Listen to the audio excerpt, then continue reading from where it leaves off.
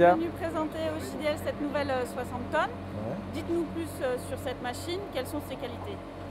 Alors c'est un nouveau concept qu'on a lancé puisqu'on est en pleine phase de développement de nouvelles idées. En l'occurrence sur cette 60 tonnes, nous avons pensé qu'il était intéressant de placer toute la motorisation et la transmission en tourelle. Lorsqu'on regarde sur le capot ici côté droit de la machine, on trouvera le moteur, la boîte de vitesse, toutes les pompes et une transmission mécanique directe jusque dans le porteur. Ça permet de faire un châssis beaucoup plus rigide parce que derrière la cabine de conduite, il n'y a pas de moteur et d'ouverture dans le châssis et des renforts très lourds. Donc on maîtrise beaucoup mieux les contraintes de poids de charge à l'essieu. Et d'un autre côté, c'est une machine beaucoup plus agréable à rouler puisqu'on n'entend pas le moteur quand on est dans la cabine du porteur. Ça se roule comme un bus avec une très bonne stabilité en conduite. Et lorsqu'on est en opération de grue, donc quand le grutier est dans la cabine supérieure, il a toujours le moteur derrière lui et donc un très bon confort auditif. Et aussi, il n'a pas les gaz du moteur qui est censé être en bas dans le porteur. Donc on a plusieurs avantages. Un agrément d'utilisation et surtout une bonne maîtrise des charges à l'essieu en sachant que cette grue-là, on peut même la mettre à 10 tonnes à l'essieu qui correspond à certains règlements locaux en Allemagne, très drastiques. Donc on peut répondre aux normes européennes et locales allemandes. Et en termes de capacité, longueur de flèche? Alors cette grue a une longueur de flèche tout à fait dans les normes et modernes. On est à 48 mètres de flèche télescopique, donc tout à fait ce qu'on retrouve chez nos confrères, avec des capacités de charge de premier ordre, tout à fait compétitives, on va dire. C'est la deuxième fois que vous êtes au JDL, je crois.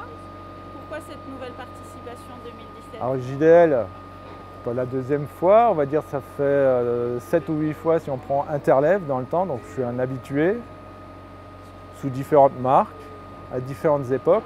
Mais je pense qu'ici c'est l'endroit idéal pour rencontrer nos clients, pour leur montrer ce qu'on sait faire.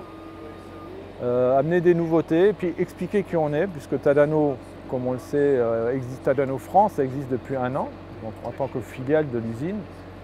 Et on a besoin de montrer qui on est et qu'est-ce qui a changé par rapport à des situations, on va dire, passées. Et ici, je pense, par rapport aux clients qu'on a vus aujourd'hui, je pense qu'on arrive à faire passer un message positif et qu'après 1 an, on a déjà un retour on a entendu des choses. Oui, Tadano, ça a changé.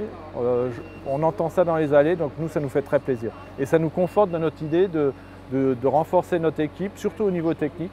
Il y a un technicien qui a commencé chez nous cette semaine, donc pour la partie sud de la France, un jeune homme de 28 ans qui promet vraiment, qui est très motivé. Et donc ça nous permet aussi d'intégrer, de travailler sur l'esprit d'équipe et d'intégrer des nouveaux arrivants, sachant que le dernier technicien n'est arrivé qu'au mois d'août. Donc ça nous permet de nous rencontrer pour la première fois tous ensemble ici au JDL. Donc pour moi c'est aussi important que de vendre, c'est de créer un esprit d'équipe. Première journée alors Jean-Marie, quel petit premier bilan? Pour moi très positif, donc peut-être moins d'affluence que demain, on verra ce que demain nous apportera. Par contre une vraie qualité dans les contacts d'aujourd'hui. Donc pour moi, je suis très satisfait. On a un peu plus de temps de s'occuper de nos clients quand il y a moins d'affluence. Donc pour moi, c'est très positif. Première journée, démarrage en douceur, mais en tout cas de la qualité.